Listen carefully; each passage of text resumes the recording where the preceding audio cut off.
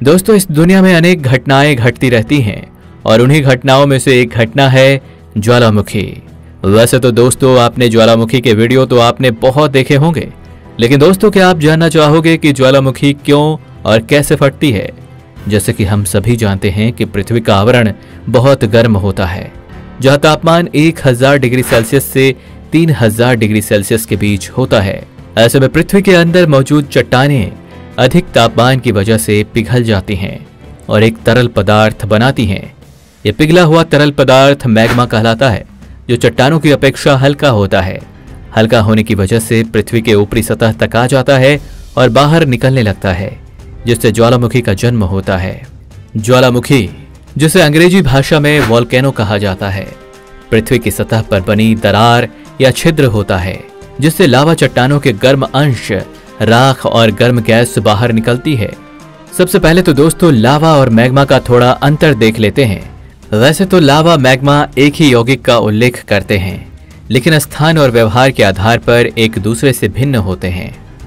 Magma पृथ्वी के भीतर मौजूद चट्टानों के पिघलने से बना गर्म तरल पदार्थ होता है, और जब यह तरल पदार्थ गैसों के मिश्रण के साथ ज्वालामुखी से बाहर निकलता है तो लावा कहलाता है।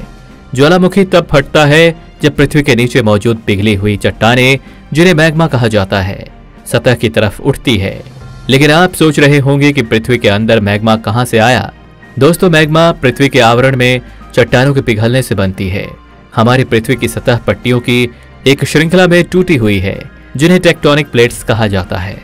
जब टेक्टोनिक प्लेट्स एक दूसरे से दूर जाती है या फिर एक दूसरे के नीचे स्लाइड करती है, तो पृथ्वी के अंदर उनके पिघलने की प्रक्रिया शुरू होती है और मैग्मा बनता है। मैग्मा चट्टानों से हल्का होता है, जिससे यह धीरे धीरे बाहर आने लगता है, तो इसमें गैस के बुलबुले बनते हैं। ऊपर की तरफ आता मैग्मा टेक्टोनिक प्लेट्स की दरार में बने क्षेत्र से बाहर आने लगता है, उसे लावा कहते हैं।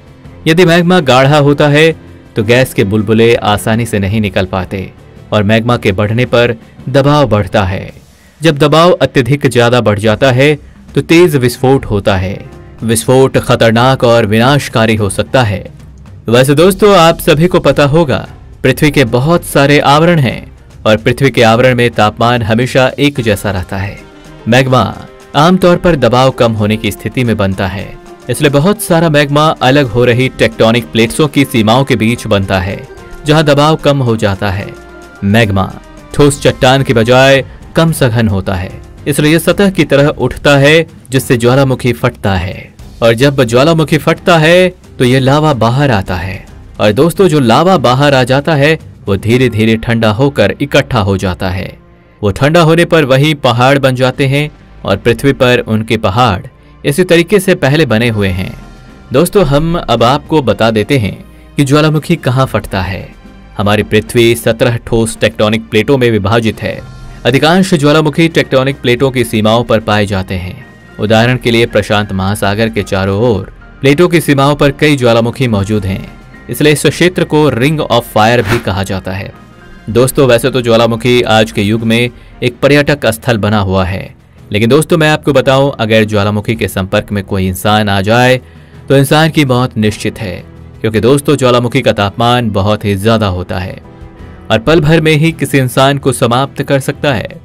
अब दोस्तों, क्या आपको पता है कि भारत में भी बहुत सारे ज्वालामुखी हैं? वैसे तो ज्वालामुखी फटना खतरनाक साबित भी हो सकता है, लेकिन हमारे भारत में भी ऐसे ज्वालामुखी हैं जो बहुत ही ज्यादा सक्रिय हैं। तो दोस्तों, उनके बारे में भी हम बात इस वीडियो में कर लेते हैं। जैसे सबसे पहले हम बात करते हैं बैरन द्वीप ज्वालामुखी की। ये भारत का एकमात्र सक्रिय ज्वालामुखी है जो लगभग 3 किलोमीटर क्षेत्र में फैला हुआ है। अंडमान निकोबार द्वीप समूह की राजधानी पोर्ट ब्लेयर से लगभग 138 किलोमीटर दूर है।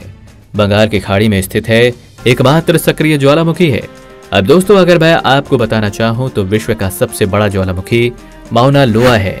इसके अलावा माउंट दमाबंद एशिया का सबसे बड़ा है। दोस्तों, ये थी ज्वालामुखी की एक वीडियो। दोस्तों, कमेंट करके बताना आपको वीडियो कैसे लगी। अगर वीडियो अच्छी लगी हो तो वीडियो को लाइक कर देना। मिलते हैं नेक्स्ट वीडियो में।